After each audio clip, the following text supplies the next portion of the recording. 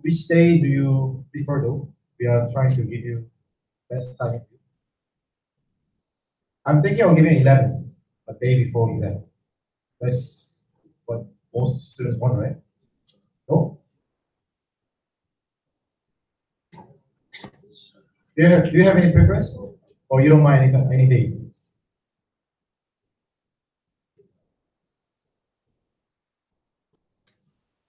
I suggest this.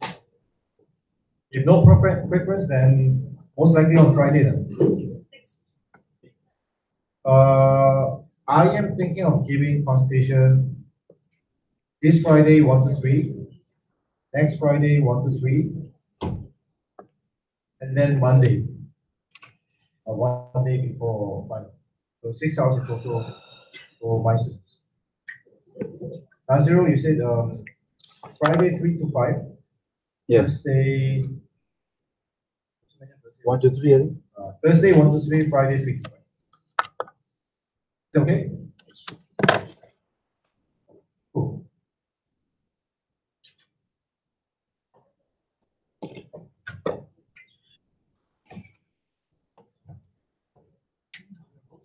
Any questions? Any questions before Mr. Nazru comments the class?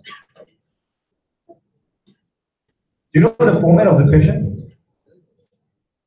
What's the format? You have how many questions do you have in total? 4 questions. First one is MTQ. Second one, cross-section.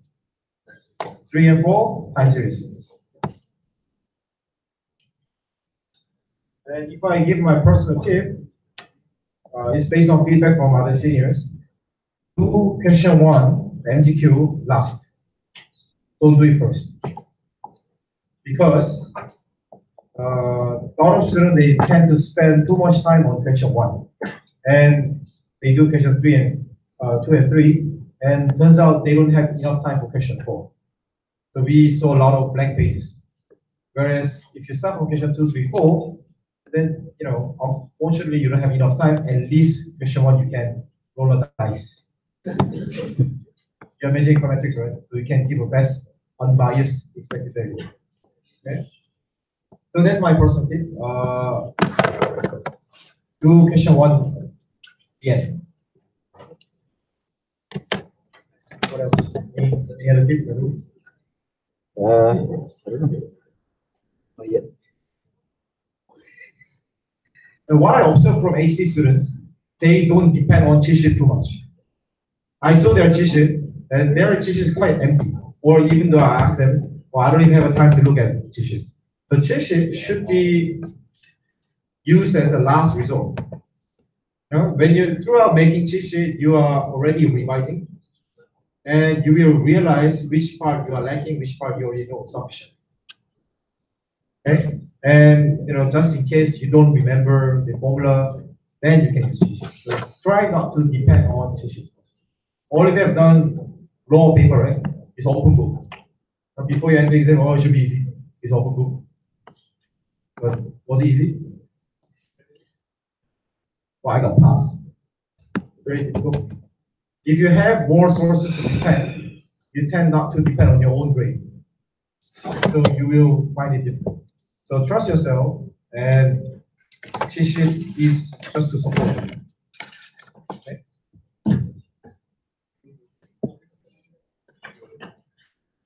Okay. I think we can start. We're going to start with the MCQ questions. All right. So I'm going to, because there are no numbers on the MCQ questions, so I'm going to call them by the page number. Okay. So we'll start.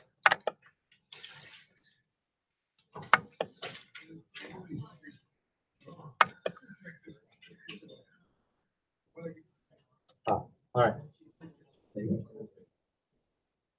So we'll start with question 3. So this is page 3. You can see down there, page 3. Page 3 here as well. So we'll start with that. Okay. Right. So an important difference between cross-section and time series is that, which one? Cross-section is large, time series are small. No, not really. Cross-section are measured with error, while time series are measured accurately. No, cross-section are not ordered, whereas observations of time series are ordered. Cross-sections for causal, time series only for predictive, time series only for causal, cross-section only for predictive. A, B, C, D. C, right? Okay, cross-section is not ordered. It can be random sample. So time series, it has to be ordered. It can't be simple random sample, which is part of the problem, right? We've discussed that. D and E about predictive causality and prediction. You can have both for both types of data. Okay, not a problem. Ideally, you want to have both, but sometimes for time series, you can't have the causality. Okay, the best type of data to have causality and prediction would be panel data, but panel data is difficult to obtain, right? You have to wait for a few years, and you have to track the exact same person, same company for over a few years, so it's difficult. It's a very large data set as well. So if we can't determine causality from time series, it's enough to do prediction. It's useful for prediction, for forecasting. That's good enough, even if we can establish causality. All right. Okay. Okay. So that's C. National Income Dynamic Study in South Africa. So you have a random sample of 7,000 households, asked about health, education, income, employment, blah, blah, blah. This question was asked again from the same households in 2010, 2012, and 2015. So what is this? Cross-section, time series, panel, pool, or experimental? A, B, C, D, E. C. Panel data. Yes, it's a panel data. What's the keyword here? Same household. That's right. That's the keyword. The time is not, it skips a few years, right? That doesn't matter. 2010, 2012, 2015. So if you use skip, that does not matter. Okay? It's relevant. The key is that it's the same household. If they are not the same household, then what kind of data is it? It's a pool. Okay, good. Pool cross-section. All right. Random sample of 500 newborn babies. We observe 55 babies. You've read this, right? Yeah? Okay, I don't have to read the whole thing. It's quite a long story. All right. The average birth weight of babies whose mothers smoke was 250 grams less. Okay, is significant enough to reject our hypothesis of no difference in the smoking and non-smoking mothers or babies. The correlation is negative 0.13. So that's kind of something that's trying to throw you off. So what do you think is the answer? A, B, C, D, E?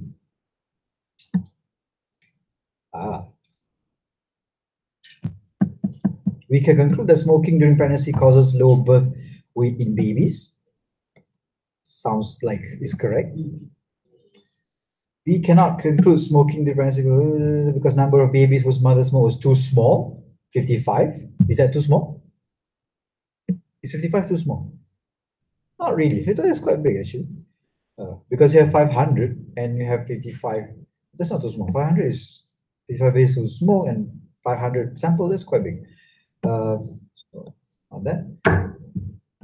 We cannot conclude that smoking during pregnancy causes low birth weight in babies because sample correlation coefficient is too small, 0.13. Does that matter? No, it doesn't matter, right? Correlation doesn't matter. It can give you a clue as to what the beta hat would be, but it doesn't matter. We don't make conclusion based on how big the correlation is, right? We cannot conclude smoking causes low birth because mother smoking during pregnancy may be correlated with mother's other behaviors such as unhealthy diet, substance abuse, and drinking, which may be the actual cause of low birth weight in babies. That's D. What type of, what is that? It's omitted verbal bias, isn't it? Right? So it can cause either, it can cause upward bias or downward bias. E, cannot conclude that smoking in pregnancy causes low birth weight because sample correlation is negative. Well, that doesn't matter. Negative, positive, right? So the answer is D. Right? So it could be omitted variable bias.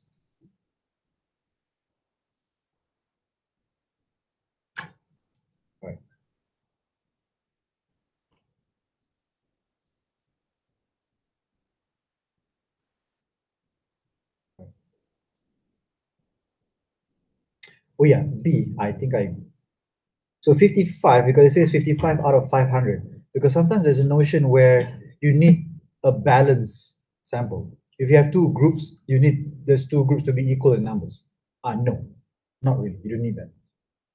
Okay. Right? Because 55 by 100, so only 55 smoke, the rest don't smoke, so that doesn't matter. 55 is big enough. Okay. Agree? Okay. X, Y. Okay. If X and Y are correlated, we can infer that X causes Y causes X. X is useful to predict Y. X is not useful to predict Y, and nothing because correlation is not causation.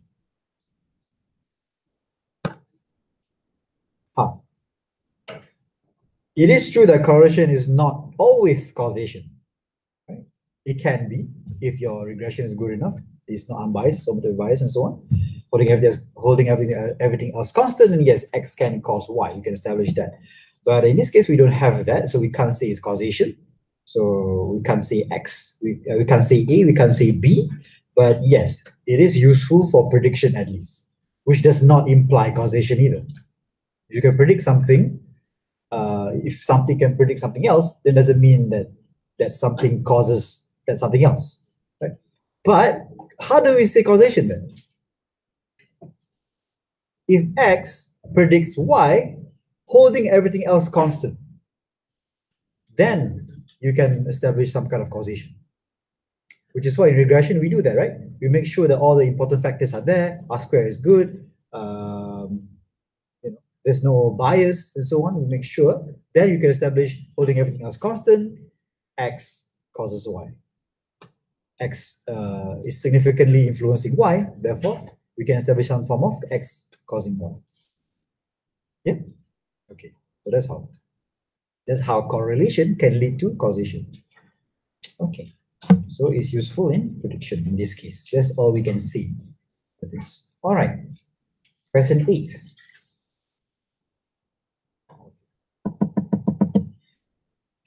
Growth rate of industrial production in Malaysia. Okay, there's a few observation is 60, mean, median, maximum, minimum, standard deviation, and so on. Which one is not a valid implication? Industrial production has been stagnant. Growth rate has been less volatile in 2016-2017 relative to the preceding years. Okay, so saying that is less volatile than the previous values. Based on information provided, a reasonable prediction for the growth rate for 2018, the year after 2017 here, the last year that we have here, is 4.35. What is 4.35? Where do we get the value? The mean, right? The mean is 4.35. Is that reasonable to use mean to predict the next forecast? Yes, it is. It's naive in the sense that it's not very rigorous, but yeah, you can use the mean. Okay? Also, why is it that we can use the mean in this case? In what case do you think we cannot use the mean? Using the mean would be,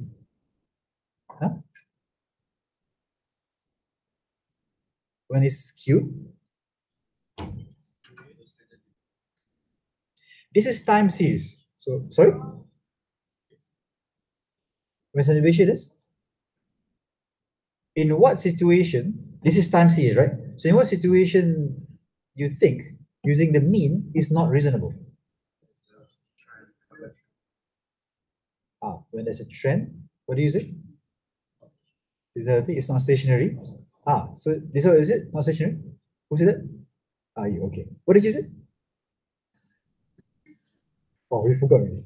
Something about standard deviation of variance or something. Okay, if standard deviation, to incorporate standard deviation, you can get, instead of a mean, you can get the confidence interval of that mean.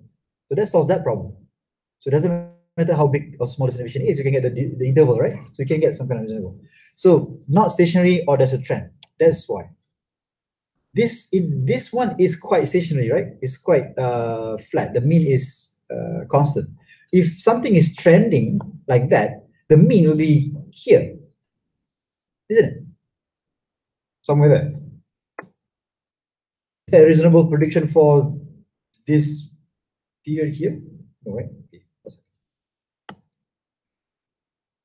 okay, it doesn't follow. So we have a trend like that. You want to predict for the next year, so it should be somewhere here, isn't it? Yes, it follows a trend. But if you take the mean, then it would be somewhere here. True? So that doesn't make sense. Right. So the mean will not be a valid, a reasonable forecast. Got that? Okay. For this one, yeah, it's okay. The mean is quite flat. So that's okay, 4.35. Estimate of the variance of the growth rate is 2.17 squared. Okay, yeah, that's correct. So the deviation is 2.17, so the variance is the square of that. 60 growth rate as shown in this figure add up to 4.35 times 60 to 61. That's just because you have 4.35 as the mean and you have 60 observations, so n times x bar, you get a sum to 61. It's not really useful, but that's not wrong. So which one is wrong? A is stagnant. So how do you know it's not stagnant? Because it's a growth rate and it's positive, right? If it's stagnant, then the growth rate should be close to zero, correct? So it's kind of trick you. Oh, it looks flat, so you might think it's stagnant, but it's not. It's growth rate. If GDP or the industrial volume is flat, then it's stagnant. This is growth, so it is an increase every year, every quarter in this case, every month. Sorry, yeah. Okay, so it's not stagnant. It's growth. As long as the growth is positive, then it's not stagnant. If it's zero, then it's stagnant. Okay. All right. Okay, so some calculation here. So we have a probability density function. So expected value of W is A, B, C, D, D, right? Yes, agree? Okay, this is simple. So just the value of W in this case, the discrete variable, the variable value, multiplied by the probability, and you sum up everything. Okay, so that's D. The expected value of W square is A, B, C, D, E. E, right? So it's the same as that one, but it's W squared. What is expected value of W squared? What's the name for it?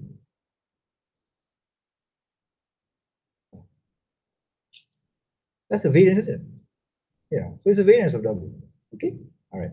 So sometimes you remember the formula for variance, and then it says expected value of W squared, and you, oh, what is that? So it's the variance. Okay. Okay, all right. Oh, stop me anytime to ask questions, okay? Inflation rate in Australia, inflation rate of 1, 2, and 3% with the corresponding probability. The expected inflation rate in the second quarter of 2018, according to this expert, is it's the same, isn't it? It's the same just now. So which one? A, B, C, D, E? Nonsense. P, right? P. So the value of inflation multiplied by the probabilities, and you sum them up. Right? Okay.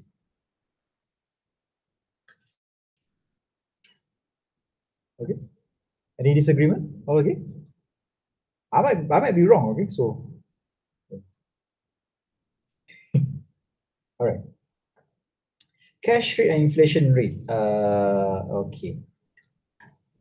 The probability that the cash rate in the second quarter will be lower than 1.5% is, so you only have three values. One is 1.5, one is more than 1.5, 1.75, and the other is 1.25. So the only one that's less than that is 1.25. So basically it's asking what is the probability of the cash rate being 1.25%. What was the answer for this? A, B, C, D. How do we get this?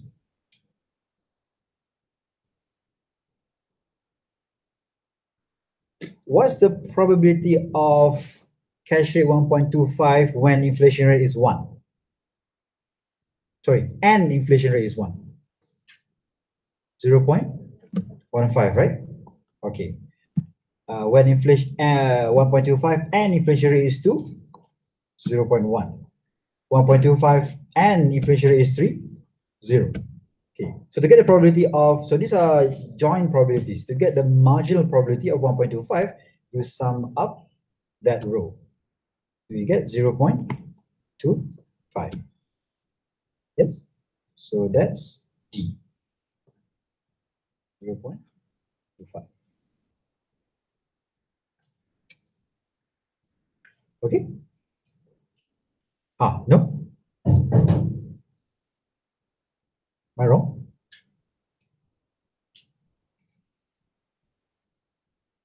Disagree? Question?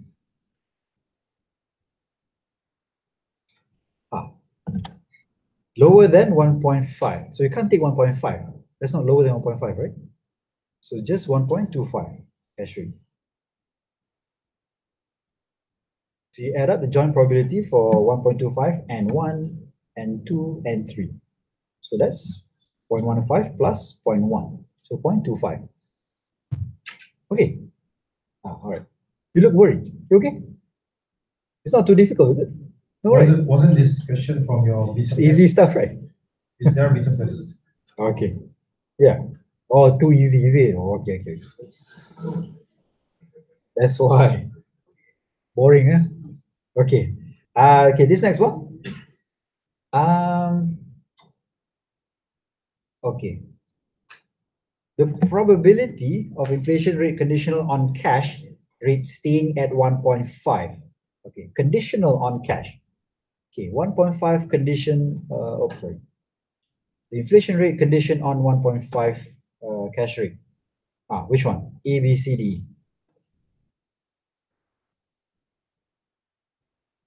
What's the formula? So this is conditional probability, right? Conditional, right? So A given B is A and B over B. Okay. So B is what? B is cash rate staying at 1.5. So that's that. Okay. Right. So what's the probability of cash rate staying at 1.5? That's 1.5 plus 0.3 plus 0.05, which is 0.5. Yes? Okay. So for each one, you simply get the probability of A and B, which is 0.5, 0.15, 0.3, and 0.05, and divide by 0.5, like this. Yeah. So for each of the value of inflation, 1, 2, and 3%, you have a different conditional probability. So the answer is C.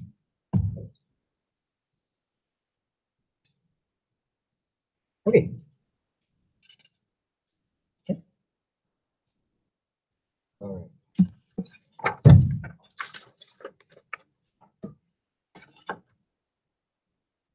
Okay. The probability that cash rate will be 1.75, conditional on inflation being 3%. Okay.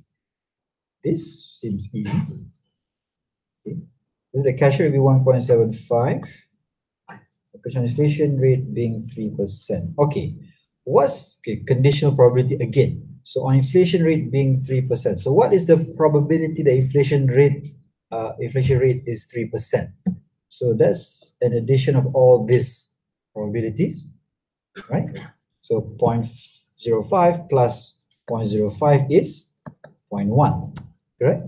So what's the probability of cash rate being 1.75 and inflation rate being 3%? 0.05. So we get 0.05 divided by 0.1, which is E. Okay. All right. Simple enough. Okay.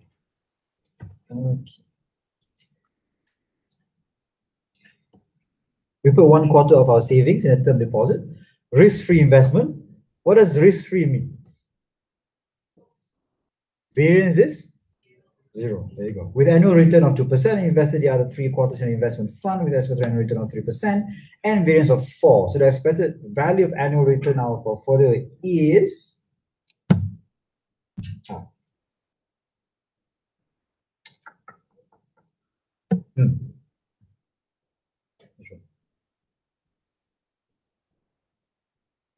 Okay, this is correct.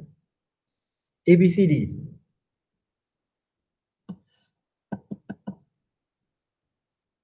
A return of 2. So 1/4 is 2, and 3/4 is 3, right? Okay. So this is just asking for return. So the variance doesn't come in. So which one is it? B, correct? All right. So it's just B. So let's take into account that it's 1/4, 1/4, and 2, and 3/4 and 3. So it's just that. Okay. All right. Now it is the variance of the annual return portfolio is which one? A, B, C, D, Y, A. Okay. Because the variance for the first one is 0, right? So 3/4 times 4 variance. Okay. Square, because it's variance. So this one, the B, if you add square to this 2, then that's the full formula.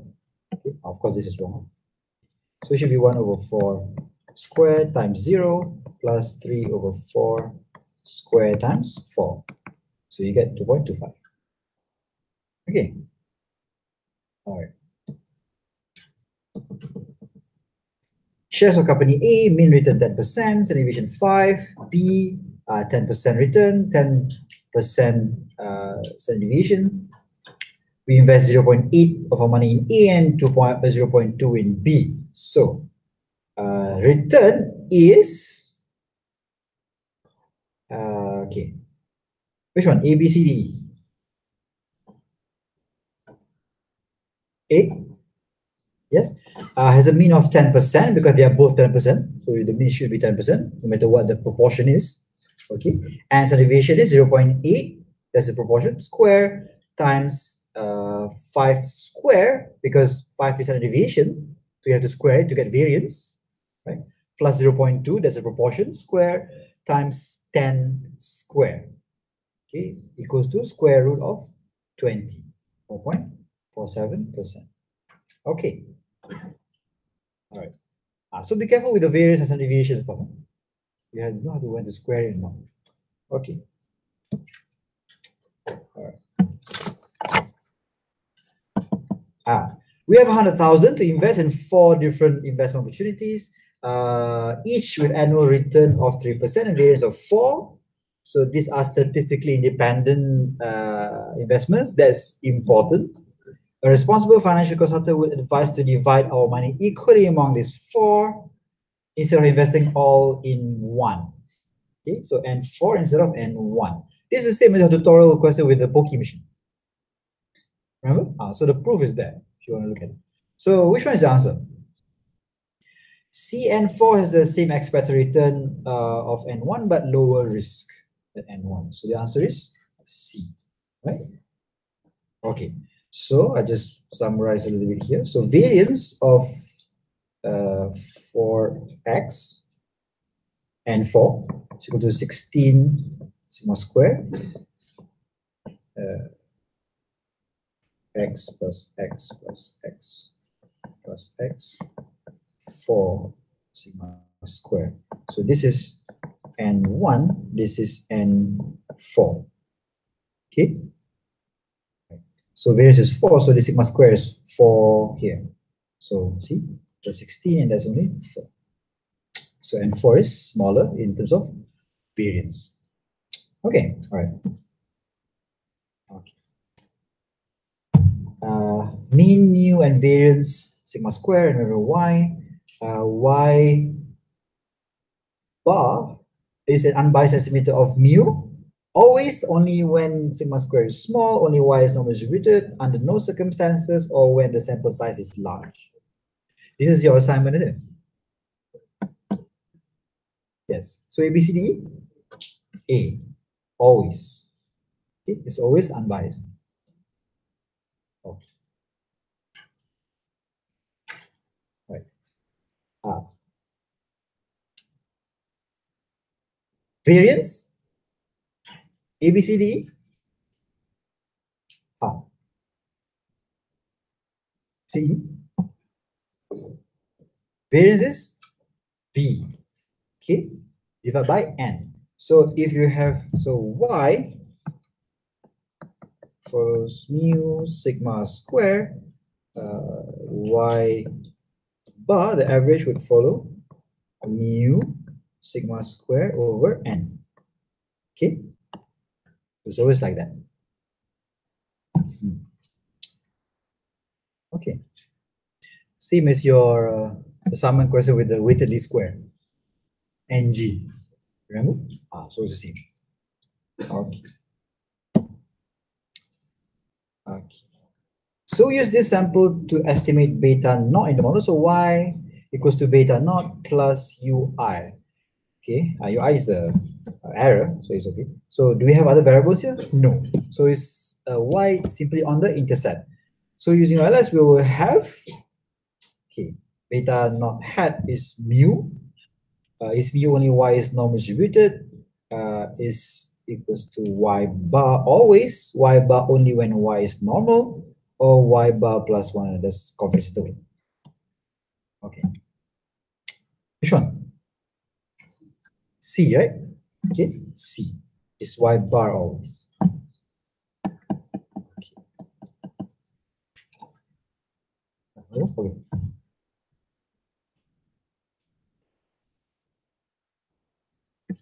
All right. Okay. We're at page 21. So that's 1/3 the way. Is it too slow? Too slow? Want to go faster? Okay. All right. Okay. Which one is not an implication of this? A, B, C, D? No answer now. Here where's my answer?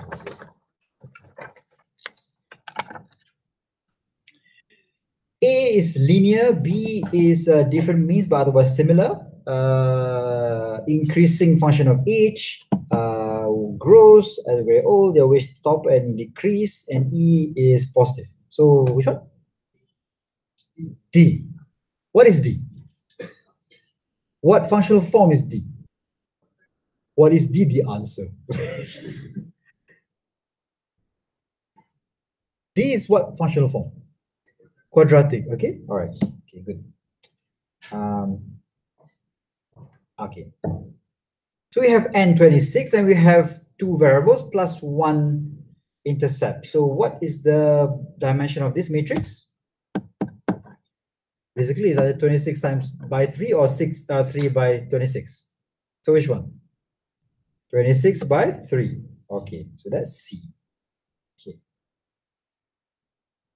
All right. So it's 3 instead of 2 because you have the intercept. So be careful if they don't include the intercept, then you have only two columns, right? Just in case they do that, right? Okay, next one. Okay. It's a level model. So extra here increases by 1.3. Okay. A is not wrong, is it? But it's incomplete. What's incomplete? So B is wrong, it's not in percentage. D is also wrong, it's not in percentage. The average wage of educated people in this sample. Okay, no. That can be, well, educated people, of people who goes to school, I guess, but no. So it's A basically, but something else is missing, which is keeping experience constant. So that's E. All right. Okay.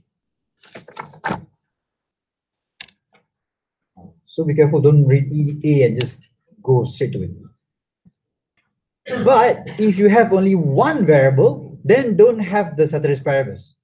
You should not have the holding other variables constant part, right? Because there's nothing to hold. So we should not have that. So be careful with that. So in this case, you do, so you should have that. Otherwise, it's not. Okay. Education is not an unbiased estimate of a causal effect on which, because R square is low, that's not actually wrong. Okay, but that's not actually the reason. They are correlated. No, they can be correlated. That's not a problem. C can never measure the causal effect. That's not entirely true. Sample is small. No. Yes, sample is small, but that's not the reason. There is no independent variable in regression to control for ability, and therefore the coefficient for education measures the combined effect of ability and education on wage. So that is omitted variable bias, right? Because education is a proxy on ability. You don't actually care what grades you get, but the grades are a reflection of how good you are, your ability, right? But if there's another way to measure that, then that would be better. So E is the reason. So it is not a causal effect. The causal is not education. Education itself is not the cause of your wage, but ability is. Yes? Okay. So R square is low. It's not wrong. It indicates that something is missing, right? It can signal that there could be some omitted variable bias. But that's not the reason why you can't establish causality. E is the reason. Okay.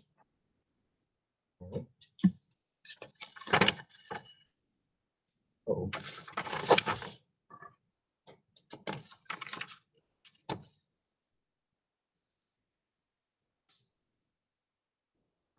Okay.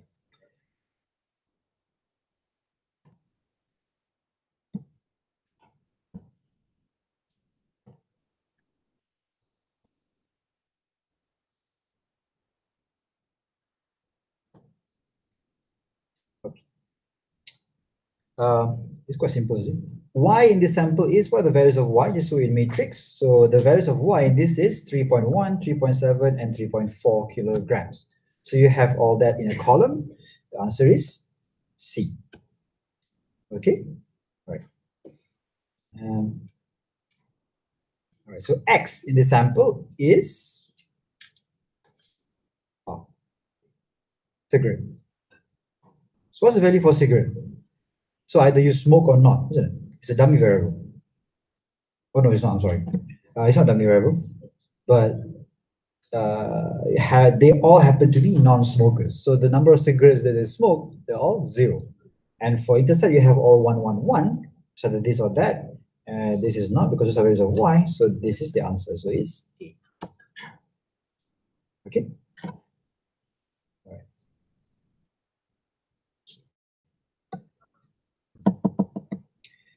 OLS estimates of the intercept and the slope parameter, 1 and 0, can be computed using OLS, but unreliable because sample size is small.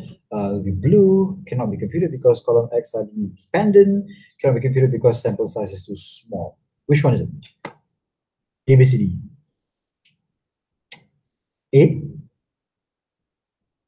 No, it's not A. B can be computed but unreliable. Okay. D, why D? How is it they are linearly independent? Look at this again. Can you transform one column to the other with only one transformation? Yes, you can. If you multiply column 1 with 0, it becomes column 2. Okay. So which is why in the X variable, you need some variety. You can't have all the values in your Y variable in the X variable to have the same value, right? Okay. So the answer is D. So here you have basically a perfect multicollinearity. Okay, they are not linearly dependent. They're not linearly independent. So you can't compute it. All right.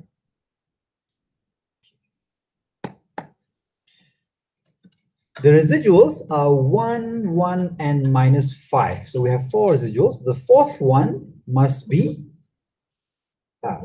So what do we know about residuals? They should sum to 0. Okay. Right. So the answer is C. So it must be 3 because the 4 residuals must sum to 0. Okay? Right.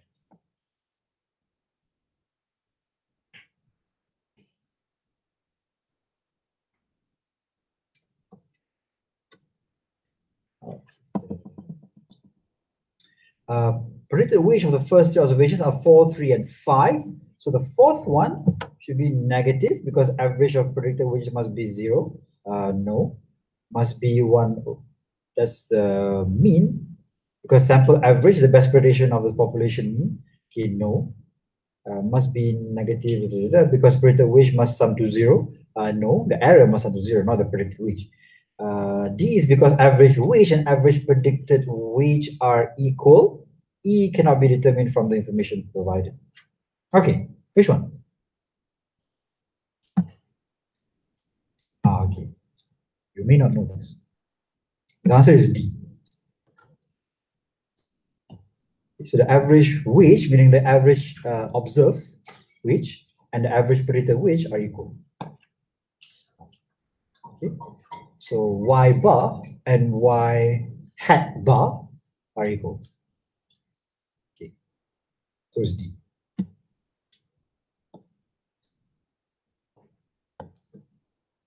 Okay. All right. Okay. R square is 0.28, SSR is 36, SSR residual, not regression. SSR is 36, SST is what? So R square is equal to 1 minus SSR over SST, correct? Therefore, SST is equal to SSR over 1 minus R square. This is rearranging the formula, which is A. Yes? Okay. All right. Aha. So we have the multiple regression in matrix and estimated model. So we can compute beta hat always, only when columns of X are linearly independent, only when we have zero conditional mean, columns X are linearly independent, and zero conditional mean, only when the errors are normally distributed.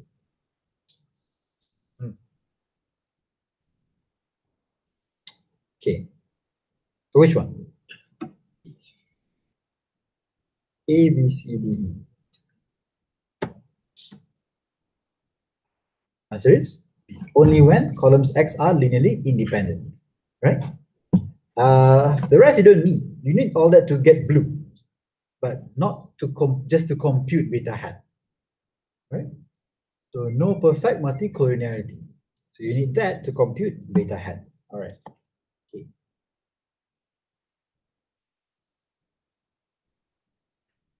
Here we have this. If we know that columns of X are linearly independent and zero conditional mean, therefore beta hat is it blue? Is it unbiased but not blue? Normal equal to beta. D is well, that's not exactly unbiased. Unbiased would be the expected value of beta hat equals to beta, and E will be biased. So E is wrong. That's wrong also. Non-distributed. That's wrong also. So it's between A and B.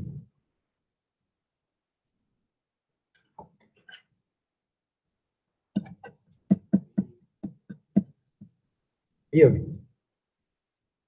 B. So unbiased but may not be blue. Why is it not blue? What is it not? Sorry? Variance, right? We don't know whether it's homoscedastic. So we don't know whether this is efficient. So to be efficient, you need to be homoscedastic, one of it, right? Okay, so it's okay, right? So it's unbiased, it's linear, but it may not be the best one. It may not be the most efficient. Okay, all right. Okay. The estimated model is the linear combination of columns of X that is closest to Y. This implies that closest to Y. What does that mean? What's another word for that? Another way of saying that? Orthogonal, okay, that's true. Orthogonal. What's orthogonal? Orthogonal is perpendicular in 3D. That's orthogonal. So not really. So colors are closest to Y. That's the geometry talk. So in other words, is your best fit line is the best fit line, right? So when you draw the line through the Y, through the actual value, your line is the best fit line. Okay, best fit line. What is it called? Best fit line? Huh? Lowest variance. That's right. Okay, so which one is this? It shows the lowest variance. A, B, C, D, E. So it's between D and E, isn't it? So D or E? Why E, not D?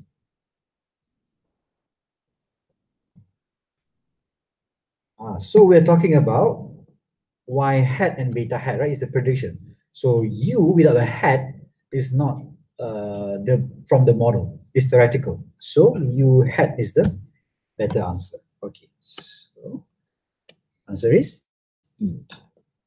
Okay. Right. So now you know why it's called the best fit.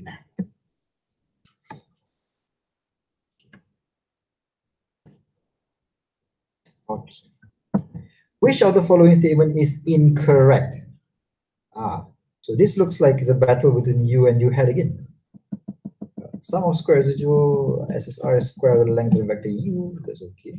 Sample covariance between OLS and H is 0. Okay, the zero condition mean. Square of length Y is equal to Pythagorean theorem. Okay, there's orthogonality. So it's between these two. A or B? That's incorrect. Okay, it's A. Right? B we know is correct from the previous question. Okay, all right. Zero conditional mean implies A, B, C, D.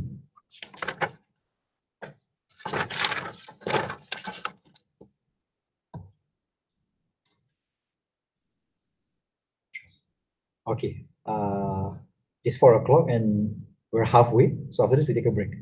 Okay, all right. We have more that's okay. So which one?